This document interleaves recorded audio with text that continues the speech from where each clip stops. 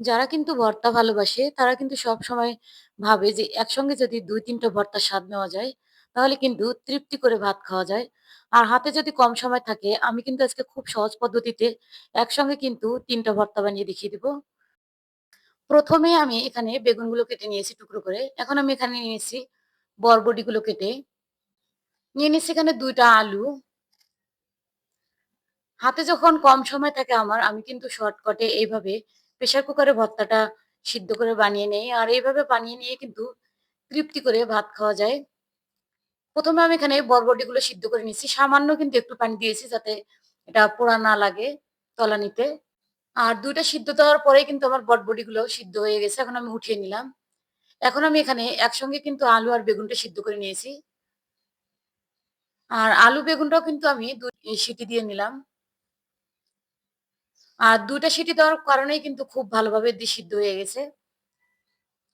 এখন আমি এখানে নিয়ে নিচ্ছি শুকনা মরিচ। সামান্য তেল দিয়ে আমি ভেজে নিলাম। আর ভর্তাগুলো কিন্তু আমি শুকনা মরিচ দিয়ে বানিয়ে নিব। ১ম এ দিয়েছি আমি এখানে রসুন কুচি, দিয়ে দিলাম পেঁয়াজ কুচি।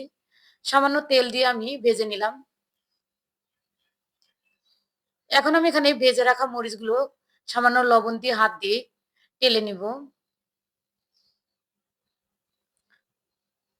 এখানে আমি বরবটিগুলো এখন হাত দিয়ে কিন্তু ভর্তাটা বানিয়ে নিলাম। দিয়ে দিলাম একটু ধনিয়া পাতা কুচি আর সরিষার তেল আর সেই পেঁয়াজ বেরেস্তা। একটা ভর্তা কিন্তু আমার হয়ে গেল। আবারও আমি শুকনা মরিচ নিয়ে নিলাম। এইভাবে আপনারা ভর্তা বানিয়ে দেখবেন। এটা দিয়ে কিন্তু তৃপ্তি করে ভাত খাওয়া যায়। আর খুব কম সময়ে কিন্তু ঝটপট আপনারা বানিয়ে নিতে পারবেন। আমি কিন্তু আলুর ভর্তাটাতেও সরিষার তেল একটু বেশি করে দিলাম। কারণ আলুর ভর্তায় সবসময় একটু সরিষার তেল বেশি দিলে কিন্তু স্বাদটা বেশি হয়। এই তো কম সময়ে কিন্তু আমার ২ টা ভর্তা রেডি হয়ে গেছে। এখন আমি আবারও একটু শুকনা মরিচ লবণ দিয়ে টেলে নিয়ে এখানে আমি দিয়ে দিলাম সেই ধনিয়া পাতা কুচি আর ভেজে রাখা রসুন, পেঁয়াজ, মরিচ আর বেগুনটা কিন্তু এখন ভর্তা বানিয়ে নিব।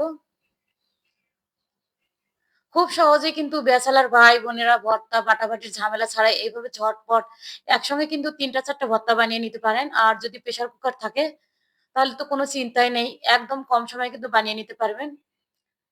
আশা করি আজকের এই শর্টকাট রেসিপিটা আপনাদের কাছে ভালো লেগেছে। আর রেসিপি ভালো লাগলে শেয়ার করে দিবেন।